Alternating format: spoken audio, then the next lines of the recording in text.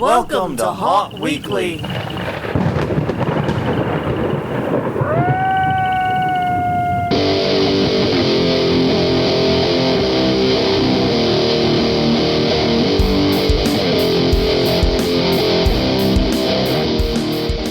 Hello, everyone. I'm Jonathan. I'm Crystal. And this is Haunt Weekly, a weekly podcast in the haunted attraction, haunted entertainment community. Whether you're an actor, owner, or just plain aficionado, we aim to be a podcast for you.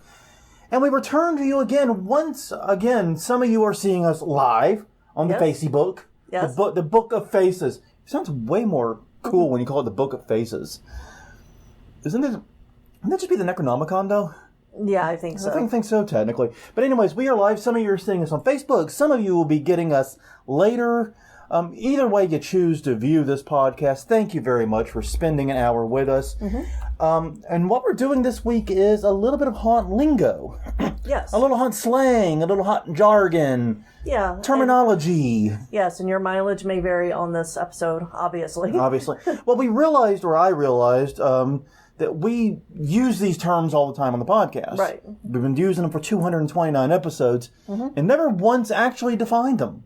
And there are some people that are new to haunting. Maybe they're just now getting their feet wet and just ended up with episode 229 of Haunt Weekly. God bless you, if that's you. And we want to help those people out. And also, I think some of the terms we've encountered may also be hyper-regional to us. We try to focus on things we heard both here and in South Carolina, but those are still very, very southern places. Right. So some of you Yankees out there may have different terms. Oh, here come the letters, the angry comments. Yes, I refer to them by the name of the most winningest sports team. Yes. Anyways, then again, sports teams are their own little issue. I'm not going to go there. But anyways, first thing is first, as we have promised to do with you guys whenever we can, we're bringing you resources for while you are in lockdown.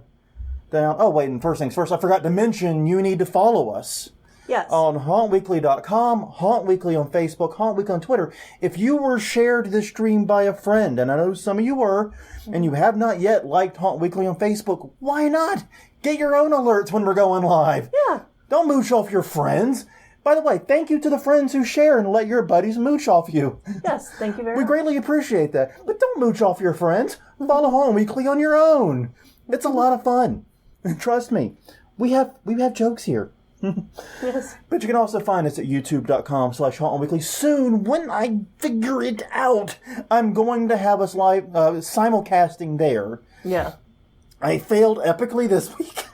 Well, apparently the free trial ended a day early. 7-day free trial that you start on Monday should last 6 goddamn days. I'm just saying. Well, you know. Quick math. Counting, it's hard. It is hard, especially for a computer company. Yeah. But regardless, we're going to try to simulcast onto YouTube. Some people do prefer that. I've heard from that. We are going to try that, but we failed epically this week. Coming back at that next week.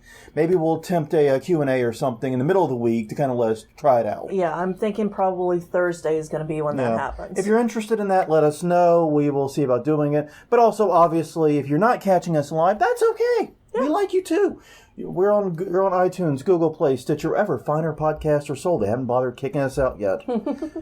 So on that note, yes, resources for while we are in lockdown / quarantine, whatever. Yeah, I got some neat stuff this week. The main new thing that we're adding is that Scary Woods in North Carolina has added an hour-long virtual tour as a partnership with a local tourism board. And you can find it at facebook.com/spookywoods. As of this particular moment I'm saying it, it's like the #1 thing on their Facebook page. Yeah. You'll have no trouble finding it there. So once again, facebook.com/spookywoods. Also, Fearworm Hauntvertising has been doing regular webinars. We've been giving them lots of love here and continuing to do so. Just search for Fearworm Hauntvertising. Once again, they're doing it on Facebook Live primarily as their primary tool. So look for Fearworm, not earworm, Fearworm. It's a pun. Hauntvertising on Facebook and check them out there. Okay, also Haunter's Toolbox is always a great resource. Yes. And our friend Holly Chrysler is giving live makeup tutorials. She's doing more than one a week but you just have to follow her. Yeah. And it's Holly, HOLLY, CRISLER. She did a really cool mushroom one on Saturday, and I missed that, huh? yeah, so I was wondering, mushroom, what is that going to look like? And it came out looking nothing like what I had pictured, so that was good. Very cool, very cool. Yeah. But yeah, once again, Holly Chrysler, CRISLER on Facebook. That's how she told us to get the word out about her. Yes. Once again, a reminder, like I said, we're not doing conference reminders until there are conferences to remind you about. Right. And that may be sometime. But tentatively, Midwest Haunters Convention has been moved to July 24th through the 26th at the Donald E. Stevens Convention Center in Rosemont, Illinois, which is outside of Chicago. This is kind of being billed as the Trans World replacement or shift or move or whatever. So check that out. Also, mastersoffear.com/haunt-documentaries has a great list of haunted attraction documentaries. Mm-hmm. The list is 2 years old. Some of the links may be dead, but you can definitely find those movies. So it's a great place to start. And, yeah. Oh, then one more, we have the virtual tour of the Paris catacombs is still up and available. So that's really cool. Yeah. And finally, you can always join us Sundays at 8 p.m. Central Time, as that's when we're going to be doing this. Yeah. And we're doing it live right here from the first room of our haunt, sweating our ass off in a closed garage, because it's only going to get hotter. Yeah. Hotter and windier. We may have to set up somewhere that's better suited. We may have to figure something out. Yeah. I don't know. What we may see about actually making the actual recording area we'd set up more video friendly. Okay. I don't know how. Nope. It's a soda can.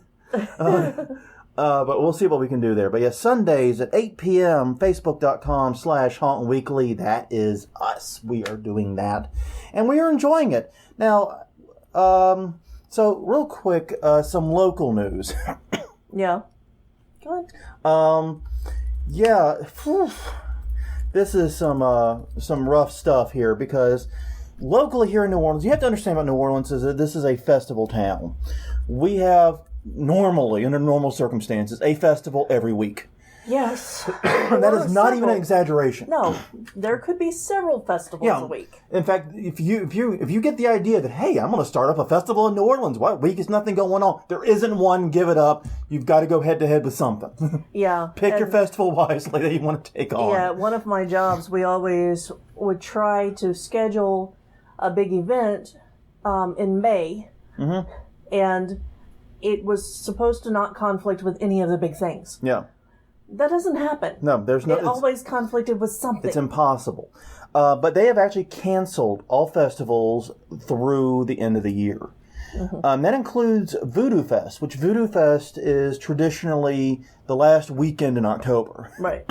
So it's usually the Friday and Saturday were open before Halloween, but it's not Halloween night usually. But this year it was going to be on Halloween. Yeah. But anyways, they canceled Voodoo Fest. And I've got to be honest, that is the first time I've been worried about the 2020 haunt season for us. Yeah. I'm now starting to stare down the very real possibility we may have 2 canceled seasons back to back due to circumstances completely outside of our control. Yep. We didn't choose any of this. We didn't want any of this. No. And we didn't want our road to be, Dukes of Hazzard land. No. In the run up to haunt season 2019, and we didn't want, obviously, COVID-19 to happen. But yeah, both are nixing our season, and it's going to suck. I mean, the haunt is mostly done. There's detail work. We've mentioned this before: detail work, sound design, lighting work to do. But the big stuff's done. The build's done. Yeah. Barely have to. I don't think we have to put any more screws in anything. So, yeah, if we lose the 2020 season, I'm going to be really depressed, but it's looking like a possibility. We're watching what the other big haunts in the area are doing first and foremost. If, Scout Island, I think, is going to be the real canary in the coal mine because they're connected to City Park. Right. And you had that thought, and it was a good thought. Yeah. Because City Park is weird. It's city and private. Yeah.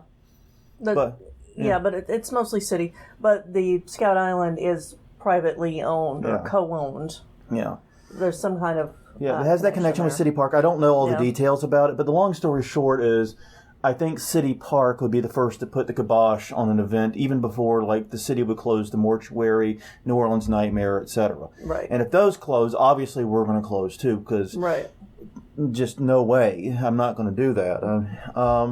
But we're also watching the other big national ones like HHN, because they will have their fingers on the pulse of this too, and they have to start build and do things much further out than we do. Right.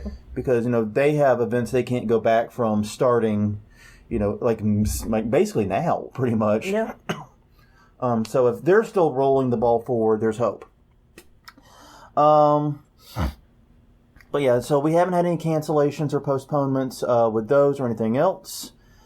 And that's it. I mean, basically, we've spent the past 2 days. Well, no, we didn't do it yesterday. We couldn't do it yesterday, but the past day, breaking down old wood and old panels and getting it ready to be thrown out. Yeah, we're trying to actually clean up our mess. Yeah, that's been around for a little while. We've been haunt slobs for more than 10 years now.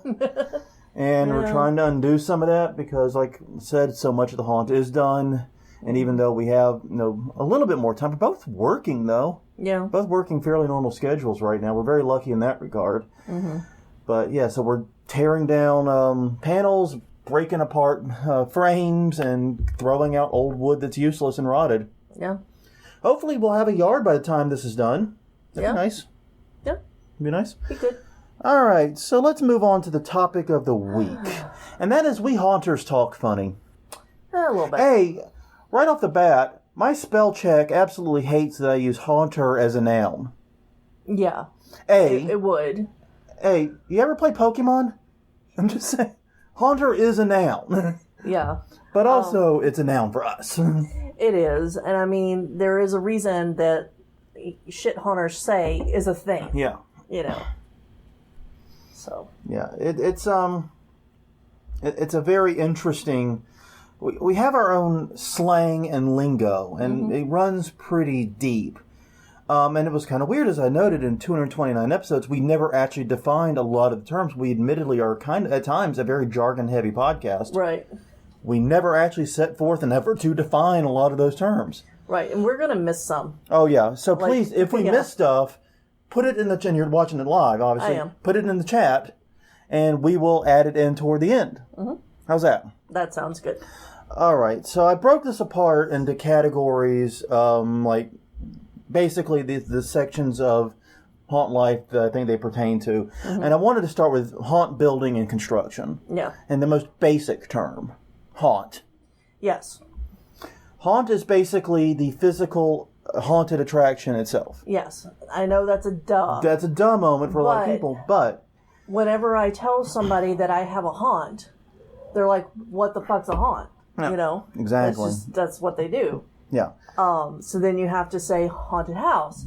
And then they're like, oh, you have spirits and ghosts in there? I'm like, okay, it's a haunted entertainment attraction performance. The easiest way I have found to get around that is to compare to haunted houses they know. Yeah. Like, we're like New Orleans Nightmare. We're like the Mortuary. Yeah. We're just much smaller. The people that I've been introducing myself to lately have no concept of what that is. Yeah, fair enough. But still, the point is, we typically, the term haunt does confuse a surprising number of people, and through proxy, the term haunter, which means a person who works at, operates, builds, otherwise participates in a haunted house. Yeah, and I would, yeah. And one thing I think that is important to note is, at least when I think of the term haunt, I think of the physical confines of the attraction. Mm-hmm. And that becomes more relevant as we go further down and start talking about front of house and that separation. Right. The haunt is this building around us that we're inside right now. It is not the queue line. No. It is not the front yard display. This is the haunt. These four walls are the haunt. Yep. Rest of that stuff is front of house. Exactly. Okay. Second term, panel. Yep. We actually did an episode on panel-based construction in the first 5 episodes. I don't remember which one it was. Don't bother listening to it. Those episodes were rough. We've gotten a little bit better, I think. Oh, well, hopefully. But basically, a panel is a 4-foot by 8-foot section of wall, usually built with either a sheet of plywood or OSB. Right. And the reason it's 4 foot by 8 foot is because that's the size plywood and OSB comes in. Yeah. And, you can build panels that are different sizes. Yes. We've got Leonard some- Pickle advocates a 10-foot panel Yes. because he's a mad lad. Yes. We've got some that are 2.5 foot wide. Yeah. But it's like the basic unit of haunt building. Exactly. You take all these pieces and you put them together, and then you've got the walls of your haunt. Yes.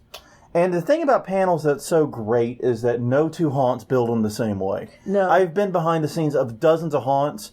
I have never seen two panels that look the exact. Some use 2x2s.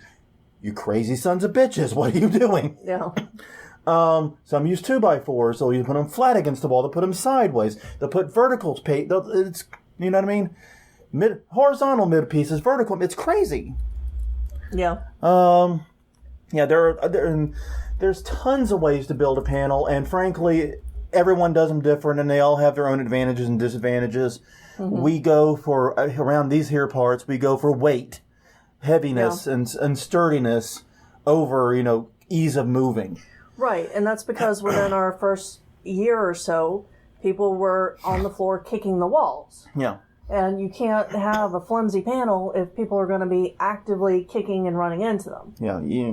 And the other advantage we have, since there's always two of us working, the panel does not have to be movable by a single person. Right. As long as we both are working and we can easily move these panels, we good. Yeah. But yeah, a panel, the most basic unit of haunt design. Mm-hmm. Okay, next term, the boo box.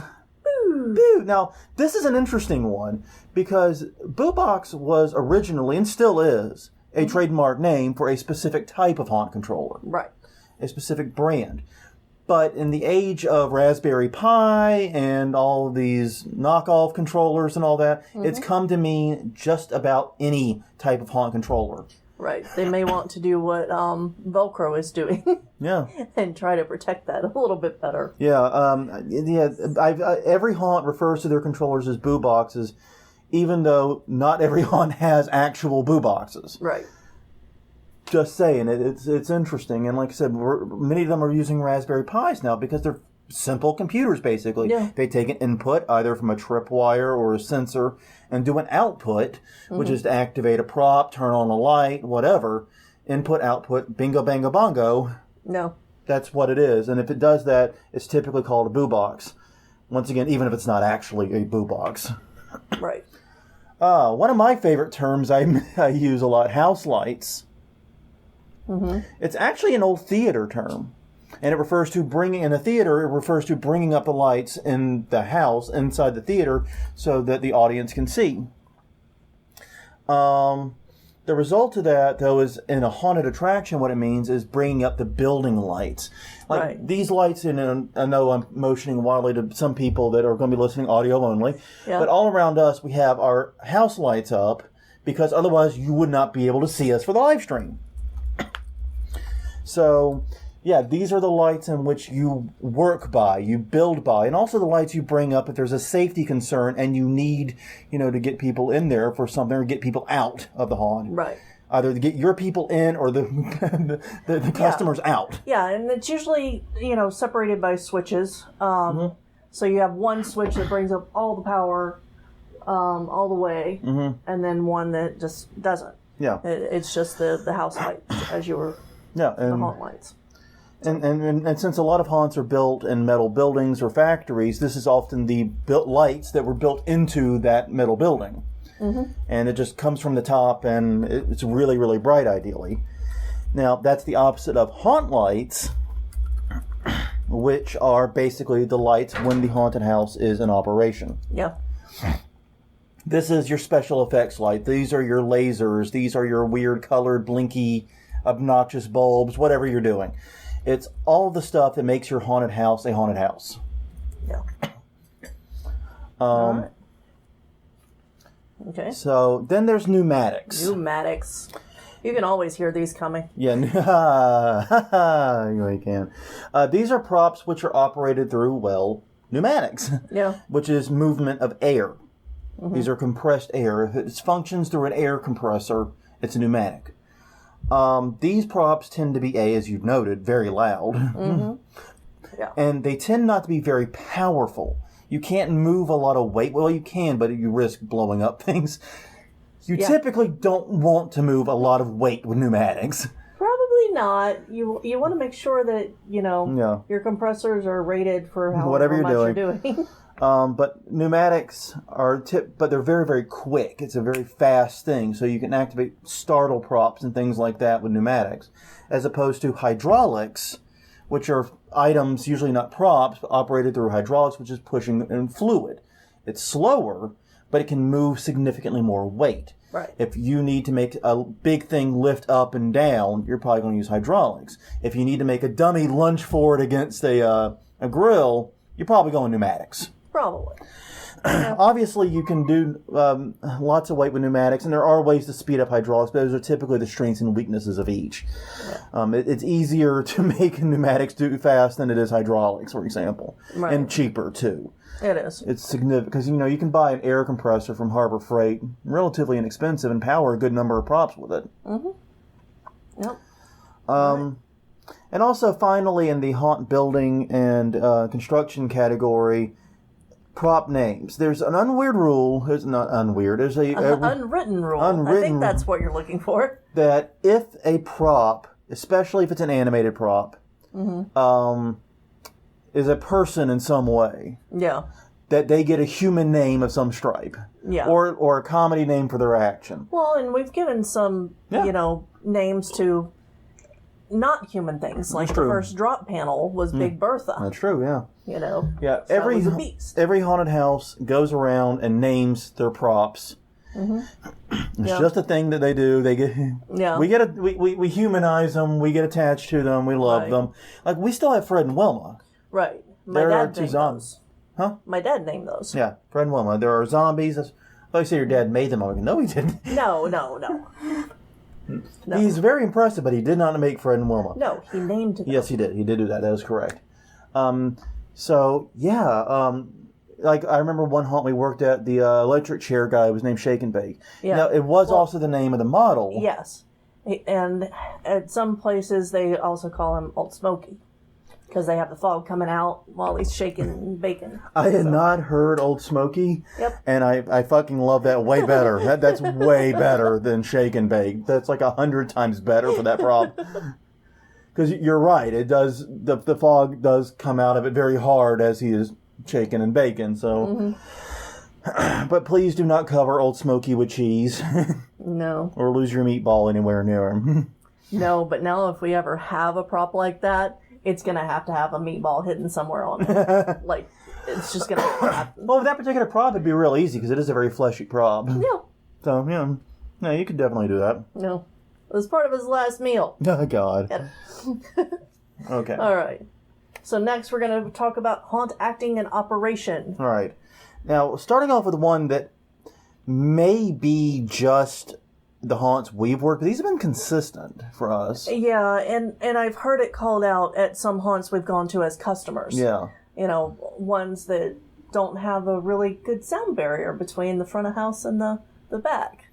But yeah, the concept of body bags / fresh meat, they mean function the same thing. Yep. Which means we've got customers coming in. Right. They're showing up. There might be a line. Yeah. Body bag, the very first haunt I ever really worked at, the cue was, we make ready the body bags, or we've got body bags. Yep. And that was the cue that, hey, someone showed up. And that was a haunt. That was a Boy Scout haunt. Mm-hmm. And outside of Halloween night, they had very hit and miss foot traffic. Right. So what you would get is you get very long breaks mid-season. And then someone from the front of house had to go, we've got body bags! No. And it was actually made sense because the very first room in that haunt was the body bag room. Second. The second room. So it meant they were going into those first rooms. Mm-hmm. It made perfect sense. And then people like me and you, who were in the later rooms, had to get our asses in position. Exactly. So, we couldn't be just hanging out. No, we couldn't. I had to stop jibber. It was a very small haunt. It was. And there weren't rules Very small, about very staying poorly in place. organized, with a lot of insane people working there. Yeah. I cannot say I missed it. I'm going to be honest. Yeah. But yeah, and I've also heard fresh meat used there. We've got fresh meat of some stripe. Yeah. That's been a popular one. Yeah, and we switch it up here based Yeah. on what our theme is. So when we did a diner theme, we went with fresh meat. If there were body bags in the haunt, then it's body bags. And we also would use a similar theme for the call back to say, yeah, we're ready, let them in. Yeah. I've Which got is fresh. our next thing. Yeah. Yeah. I would say, we've got fresh meat, and you would crawl back. We're hungry. Or something else, depending on the theme. Which basically says that's the people in the first room usually saying, we're in position. Yeah. Hopefully everyone else has time to get in position to the rest of the haunt. Yeah. Yeah, and basically it was my, anytime we get a new actor, they want to be the one to say that they're ready. So you have to set those ground rules ahead of time. Mm-hmm. And tell them, no, let the person that's supposed to be telling the person at the front, because not everybody's in place. Yeah. Yeah, you're in your spot, and that's great. We like that. Mm-hmm. But not everybody else is. Yeah. That's something that, like, every haunt deals with to a degree, especially if they do have intermittent traffic on some nights. Right. Is getting people back in pocket after breaks or downtime. And you don't want situations like what happened to us once in Texas, where we literally stumbled on 2 actors just playing on their cell phone in a room. Yeah. Yeah. You don't want that. That's a very awkward experience. Yeah. And there ain't much you can do about it, honestly. It's not fun for anybody. No, nobody wants that. No. Okay, now this one I'm almost 100% convinced is just a Southern thing. Yeah. I'm almost 100% convinced of And this it's one. really, Because this is the customer. really local, too. Yeah. This is a customer. They will tell you, I'm scary. Meaning they are very reactive. Yeah, and the actors will use it in the reverse, saying, we got a scary one. It's not saying that customer is literally scary. No. And the customer didn't throw on a werewolf mask and start scaring the actors. The customer is really reactive and jumping up and down and screaming or hitting the floor, or doing things like that. No. This is a really reactive customer. If you hear that in your region, if you're not from the South and you hear that in your area, let us know. I put this one in to get feedback on it. I've heard this multiple times. We hear this every year, honestly. Yeah, so if anyone has other terms also that's used for that, let us know, because we want to know. Throw it in the chat if you're live, and if you're not, tweet at us or Facebook at us. Or chat it. Or chat it, yeah. Yeah, because we follow up on it. Yep. Let us know. Okay, getting back to actual haunt terms for a second. Scare actor. Right. A lot of people seem to get somewhat confused by this term. It is any actor that works to scare customers. Yes. Now, some people think that that's literally only actors that trigger the scare. That's not necessarily true. It also incorporates people that are doing distractions, people who they're interacting with the customer in some way as they go through the haunt and helping set up the scares. Yeah, if you are helping to pull off a scare and get a reaction out of that customer, you are a scare actor. Yep. And my money, And there are people who are not scare actors who are also in costume, like the people working your merch booths. Yeah. Could be. And also, or ticket takers. And we're going to get to them in a minute, but queue-line actors would also be that. Yeah, but that's different. I know. Yeah, that's different. But no, scare actors is anyone in the haunt contributing to scaring people. Yes. Yes, like you said, you're going to have people that are in costume that are not scare actors. Right. But if you are in any way participating in setting up, executing a scare, congratulations, you are a scare actor. Yay. Our internet, like I said, is buggering in and out a lot. I apologize for the drop frames. I know we are not getting anywhere near 30 frames a second with this, and I apologize. Okay, a zone. Mm-hmm. A zone means different things to different haunts, honestly. But basically the concept is that it's an area of the haunt. Now, how that's divided up could be, okay, this is the Victorian part of the haunt. This is the house. This is the scientist lab. And this is the mental hospital. You could have sections like that. Or it could just be a zone is a random collection of rooms. Yeah. Literally. So for the longest time, I would stalk people throughout the entire haunt. And I still do that for the first few groups just to make sure everything's working and there are no tips that I need to give to actors. Yeah. But, in recent years, I have someone who I trust. They take the second half, I take the first half. Yeah. And that divides our haunt into 5 rooms, 2 zones. Exactly. It's a convenient way to think about the haunt, because especially if you have a larger haunt, thinking about each room or each zone, each room separately gets overwhelming. You can't necessarily organize and strategize that way.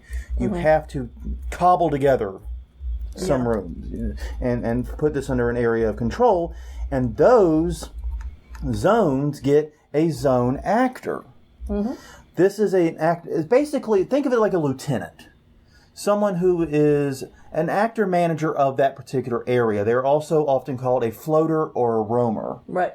They are given freedom to basically go between the rooms, and they're both working to scare and stalk customers and contribute, but they're also watching what's going on, checking up on the actors, taking care of immediate actor needs, and basically providing support and guidance to everyone in that area. Yeah, and sometimes security too. Sometimes security features. Yeah. So, yeah, a floater, roamer, it's always on the term floater to be Yeah, I know.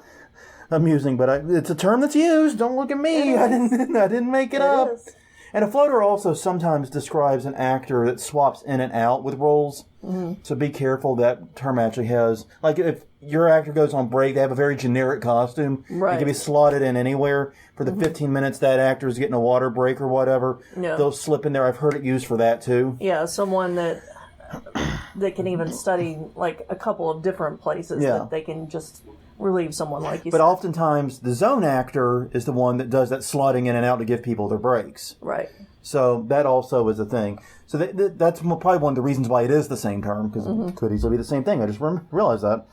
Okay, one of our favorite terms, the go bag. Yeah. Basically, it's a bag that the zone actors or someone that's responsible for the haunt construction carries with them at all times when the haunt is open. Well, I have it close. Or you have it at hand, basically. It's a go bag. You can grab it quickly. Yeah. So that way you can do quick fixes while the haunt is open. Right. In my go bag, there are snips, zip ties, drills, screws, and duct tape.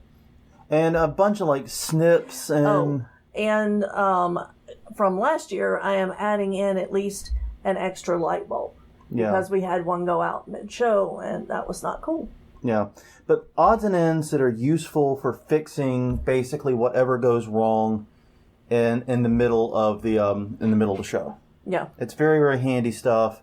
Yeah. In fact, we always build in a place for the go bag in the haunt, in the scene that I'll be working.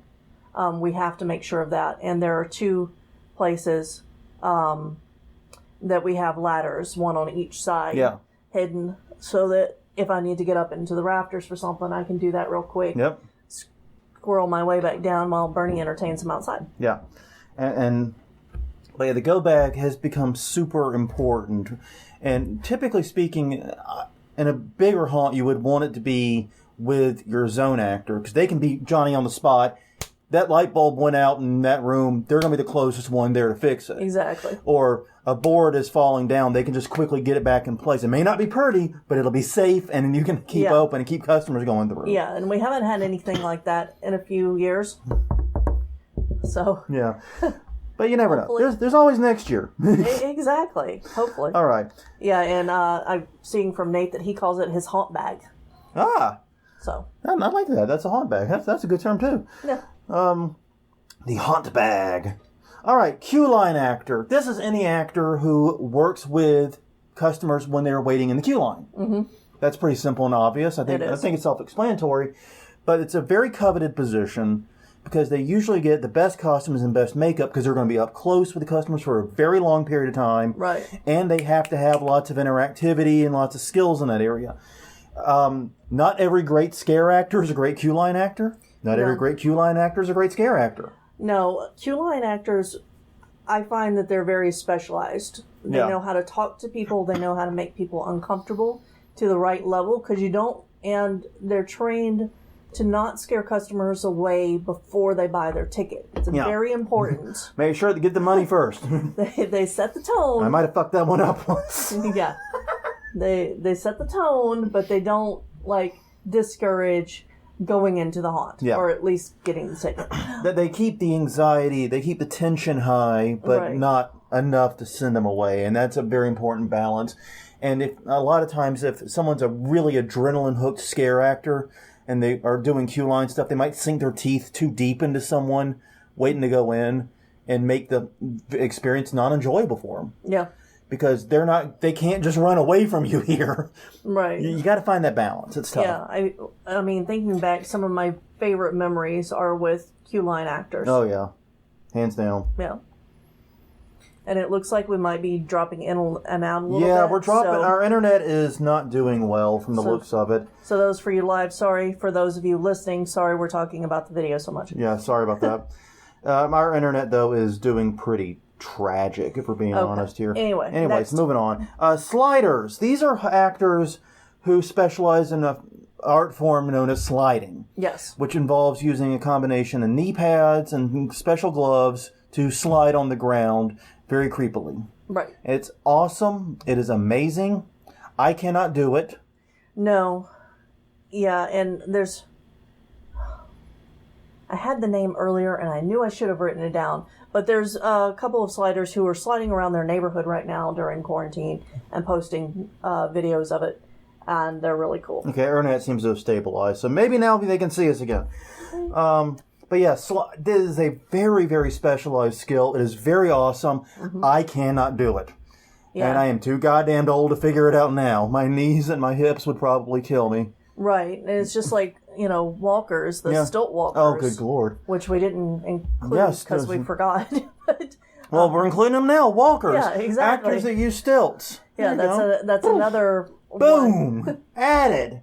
Yeah, that's another one that you have to, practice and get good at before you can do that anywhere near a crowd. Yeah, and it's tough. It's tough. It's very, very difficult to do that. That's once again a specialized skill.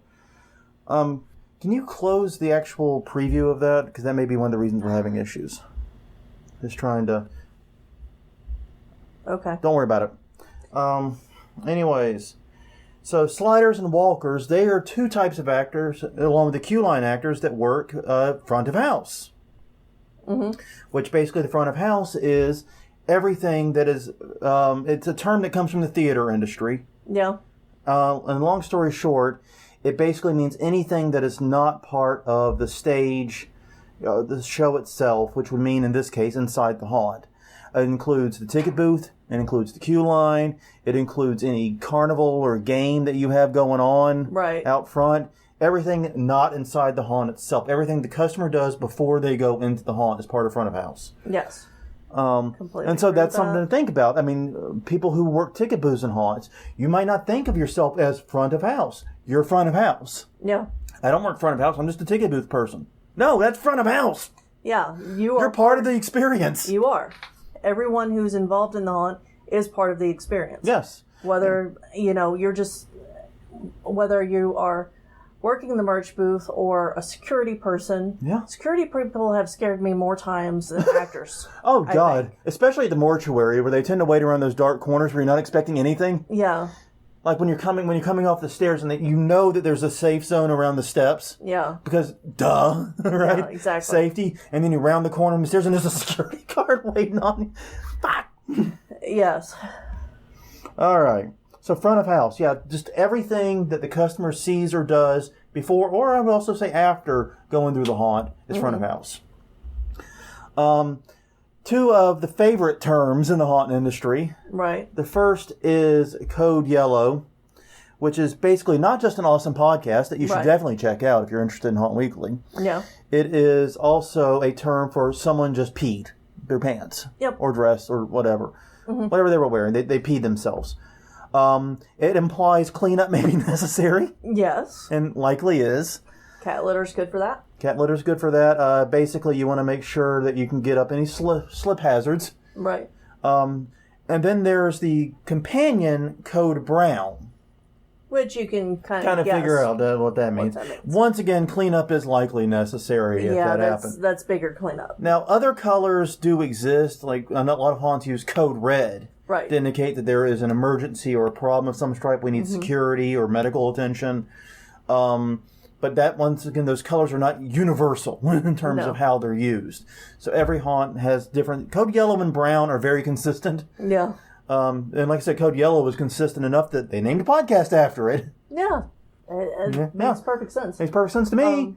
But the other colors may mean different things. I've heard code blue used for emergencies because supposedly that it's less disconcerting to hear code blue if you're a customer on the radio. No. Just a thought. And I am trying to get back to the comments, guys, but... it's being a poopy head. Yes. Yeah. I told her to get out to see if that would sort out our internet issues. Yes, do something new. On the spot. Yeah, I'm sorry. I am sorry. I'm a jerk. Our internet is apparently very, very tragic right now. I suspect the weather is the problem. Anyway, we're going. Then there's swinger, which is the last one for this category, and that is someone who tends to throw punches when they are scared. They are scary, but they're a specific type of scary in that they take swings. And basically, we've got a swinger. Hey, it's not a sex thing in the haunt industry. It just means we've got someone that needs to be escorted out. He threw punches at the actors when he got scared. Right. And I know that there are different codes for people who are too intoxicated. Yep. And those are usually watched. So. Yeah, that's the terminology in the haunt acting and operations. Some miscellaneous stuff as we wind this down. We're passing the 40-minute mark.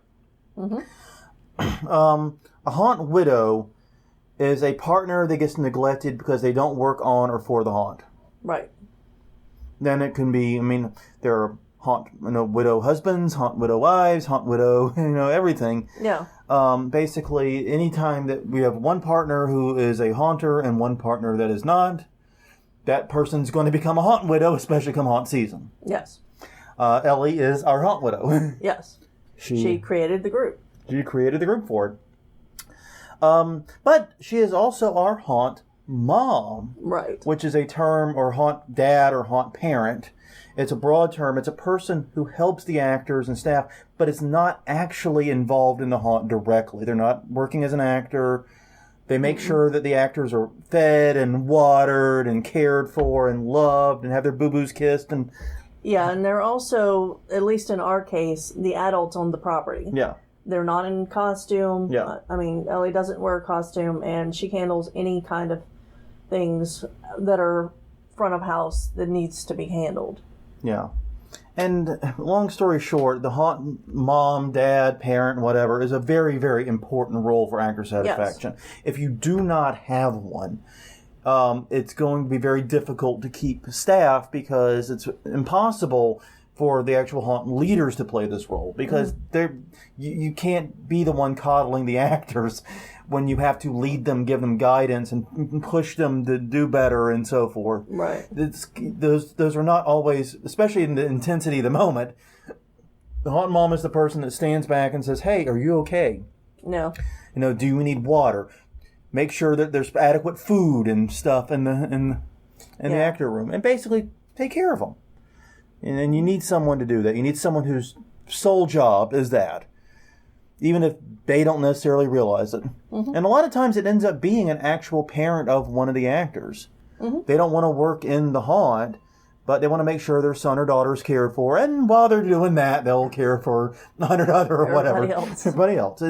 It's strange, it's bizarre, but it's how it happens. And that probably is for smaller haunts and not just the big ones. Yeah, I think it's for all haunts to a degree. I think a lot of haunts, even big ones, have haunt parents of some stripe. But anyways, and we're ending it with 3 terms that I think get misused a little bit because there's pro haunt, charity haunt, and home haunt. Right. And we've got to lump them together because they're all related to one another.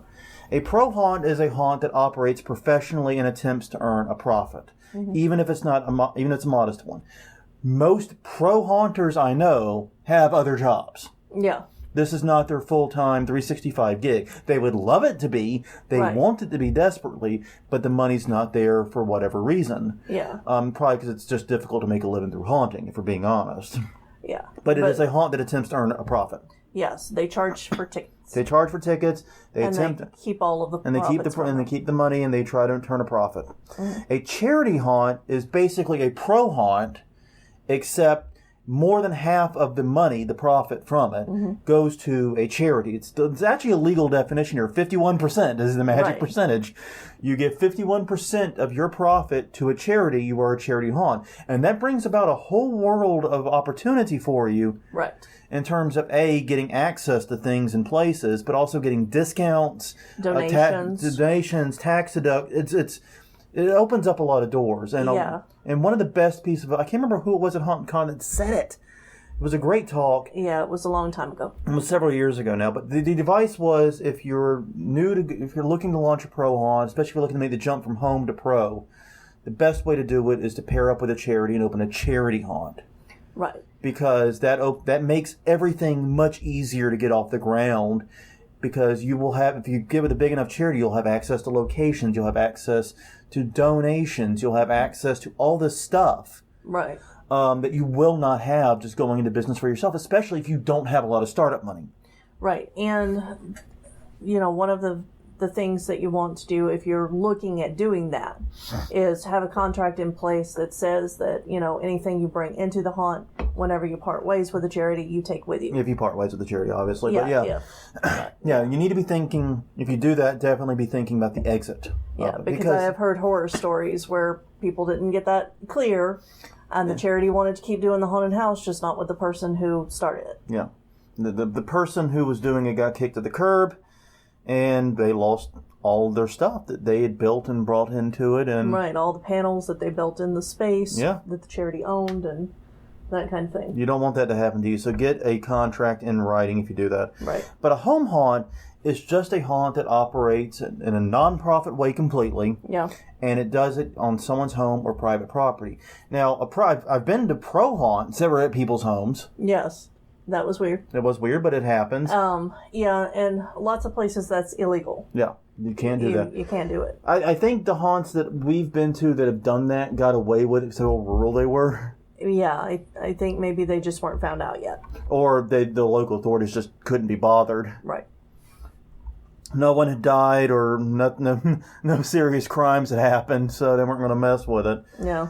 It's amazing talking to rural haunters versus city haunters, the difference in oversight that they get. It's amazing to me. As someone who's only really done city haunts, it's incredible to me. I feel like our home haunt has more city oversight than some of these pro haunts. But here's the thing. None of these terms are an indicator of quality. No.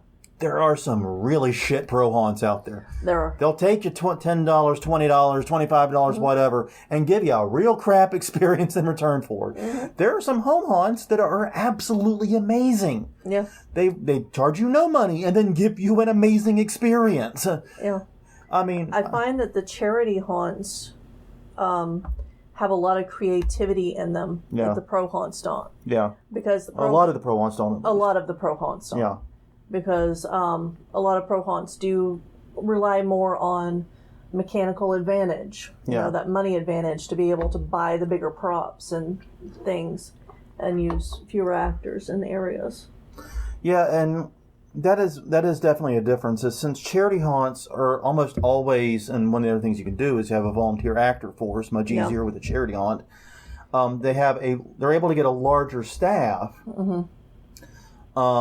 And not lean so heavily on props and things like that. You do see a lot of interesting things and a lot of creativity. It's a very different style of haunting, and it comes from, like I said, the finances and how the haunt is arranged, not necessarily the quality of the haunt. It's the main thing I wanted to emphasize. I've been to great pro haunts. I've been to terrible pro haunts. I've been to great charity haunts. I've been to terrible charity haunts. I've been to great home haunts. I've been to terrible home haunts. Yeah, And that's just it. I've seen and been to some home haunts that blows a lot of pro haunts I've been to out of the water. I understand that that home haunters are all like us, are often looked down upon because we're not doing this professionally. Right. But, my experience is that the quality of the haunt is almost irrespective of the money how it's making money. Yeah. Or not making money. And I think that part of that is when home haunts started, a lot of people used the Visqueen walls. Yeah. And they weren't really trying to scare people. It was more of like a elaborate trick-or-treat set. Yeah. Which there's nothing wrong with that. No, that's a great way to celebrate Halloween if you want to do that. Yeah. But I think that... nothing wrong with it at all. I think that was in the minds of people for so long that it's just now becoming to where we're getting more recognition. I think a lot of it has changed because of the internet and social networking in particular. Yeah. Because now home haunters have access to tutorials that only professional builders had. Well, and not only that, but you can show off your home haunt and show that, no, we're not, Yeah, that's true. That's a good point. Cheesy little haunt. So it's both the perception and the reality have changed. Yeah, that's a good point. Good point. Well, were there any terms added that we need to cover in the chat? I'm going to try to get back and see. Instead of scary, they said live one. Oh, a live one. I like that. Yeah. That actually makes a lot more sense. And it makes more sense grammatically than scary. But in New Orleans, I'm scary. Yeah. One of our former actors who's on the chat said that that's just local to New Orleans. It is. Yeah. I have heard it every year and so much. Yeah. It's like working in front of house, working in the queue line.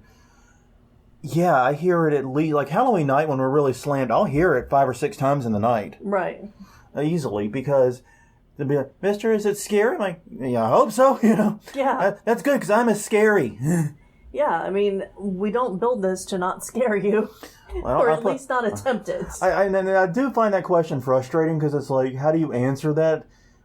I always say, well, we hope so. We're going to do our best. Because you got to answer it in character, too, is the other problem.